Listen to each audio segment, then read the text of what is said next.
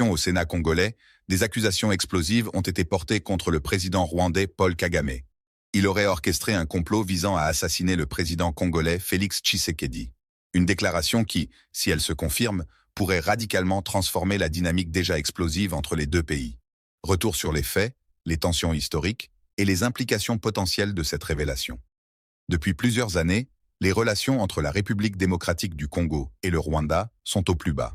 En toile de fond, la guerre dans l'est de la RDC, où les FARDC, Forces armées congolaises, affrontent les rebelles du M23, une milice accusée d'être soutenue militairement et financièrement par Kigali. L'ONU, les États-Unis et l'Union européenne ont, à plusieurs reprises, pointé la responsabilité du Rwanda dans la déstabilisation de l'Est congolais. Paul Kagame, de son côté, nie tout soutien au M23, accusant Kinshasa de collaborer avec les FDLR, Forces démocratiques de libération du Rwanda, un groupe armé hostile au régime rwandais. Cette guerre par procuration entre les deux pays s'est traduite par des escalades militaires, des discours incendiaires et un effondrement quasi total des relations diplomatiques. C'est au Sénat congolais que cette déclaration choc a été rendue publique. Un haut responsable aurait affirmé, lors d'une session à huis clos, que les services de renseignement congolais auraient intercepté des communications prouvant l'existence d'un plan d'assassinat visant directement le président Félix Tshisekedi, commandité par Kagame lui-même.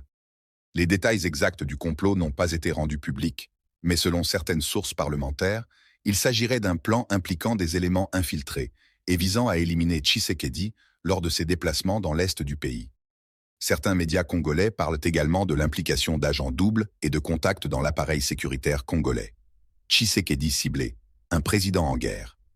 Il faut rappeler que Félix Tshisekedi a adopté une posture très ferme vis-à-vis du Rwanda depuis le début de la résurgence du M23. Il a sévèrement critiqué Kagame dans ses discours, l'accusant d'envahir la RDC sous couvert de soutien à des milices. Renforcer la coopération militaire avec d'autres pays africains, comme l'Angola et le Burundi. Refuser toute négociation directe avec le M23, considérant que le véritable acteur en face est Kigali. Un tel contexte rend plausible l'idée qu'il soit devenu une cible directe pour ceux qui veulent le faire taire ou l'écarter. Réaction politique et internationale. Suite à cette révélation, la classe politique congolaise s'est indignée. Plusieurs sénateurs ont demandé des explications publiques du gouvernement et la rupture totale des relations avec Kigali. Des manifestations populaires pourraient suivre dans un pays déjà en état de tension permanente face à l'agression dans l'Est. Aucun commentaire officiel de Kigali n'a encore été enregistré à l'heure actuelle.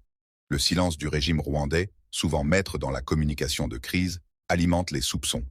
Du côté international, si cette accusation est confirmée, les sanctions diplomatiques et économiques pourraient s'intensifier contre Kagame, qui fait déjà face à une perte progressive de soutien en Occident. Une tension explosive aux conséquences incalculables.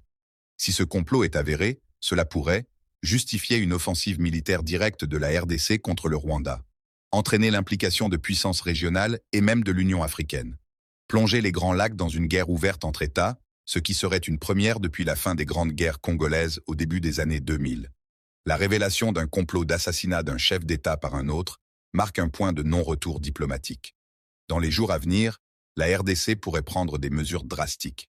Pour Tshisekedi, cela renforce son image de président résistant face à l'ingérence étrangère. Pour Kagame, cette nouvelle pourrait faire vaciller sa position déjà contestée sur la scène internationale.